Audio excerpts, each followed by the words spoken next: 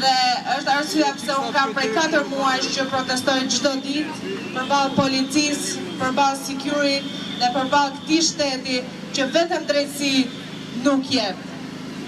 Pretendojnë të thonë që jeni kundër investimeve dhe kundër zhvillimeve. Riolli nuk është kundër zhvillimeve dhe investimeve, por Riolli është kundër grabitjes së pronës. Për gjithë ambientalistat është më se qartë që Riolli është një zonë e mbrojtur me një rëndësi ndërkombëtare. Është një prej korridoreve ekologjike më të rëndësishme të Bashkimit Evropian, ndaj kjo është një thirrje edhe për Bashkimin Evropian që të kthejë syt nga Riolli dhe të shikojnë çfarë po ndodh. Ai resort që po ndërtohet sot në Rioll, si dhe 3 resorte tjera që kanë marrë leje për të ndërtuar, do bllokojnë kanalet ekologjike të shumë shpendëve. Janë mbi 180 shpend që shtektojnë nga Europa dhe kanë një nga dalesat e tyre në Rioll. Ndaj është një pikë shumë e rëndësishme. Gjithashtu është një zonë shumë e rëndësishme Ramsar, është pjesë e konventave ndërkombëtare dhe shteti shqiptar përdesa është bërë pjesë e konventave ndërkombëtare duhet i respektoj ato dhe nuk mund të ndërtoj në atë tokë. Gjithashtu, duhet të respektoj banorët autokton që jeton prej shekujsh aty.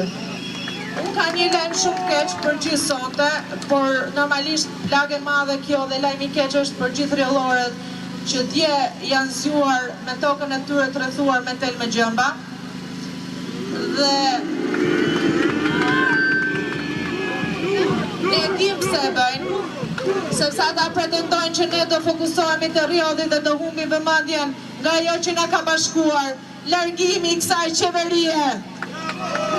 Largimi i kësaj kase politike që na ka uzurpuar çdo hall të shtetit tonë.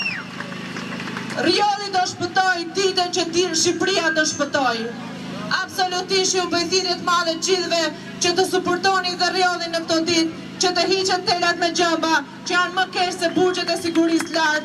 Është banale ajo që ka ndodhur këto ditë në Rioll.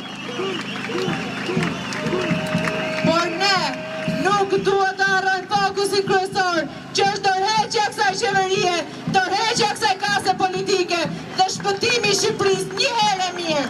Shpëtimi i Riollit, i Thetit, i Valponës, i Nardës, Vëndecit, Kutalis, Pogradecit, Sarandës, Putritit. Është momenti jonë të shpëtojmë çdo qytet, çdo zonë të mbrojtur dhe çdo hall të jetës tonë në këtë vend.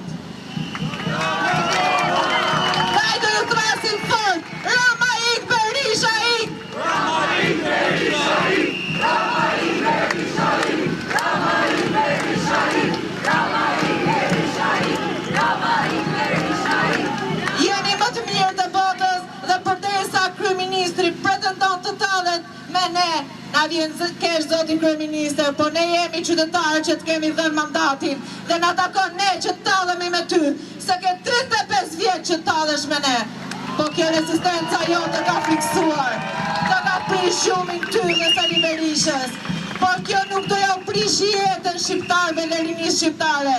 Ne do vazhdojmë të rezistojmë, ne do vazhdojmë të jemi çdo ditë më të fortë, çdo ditë më shumë, derisa zëri jonë të shkojë aty ku duhet dhe ju të shporreni nga politika shqiptare.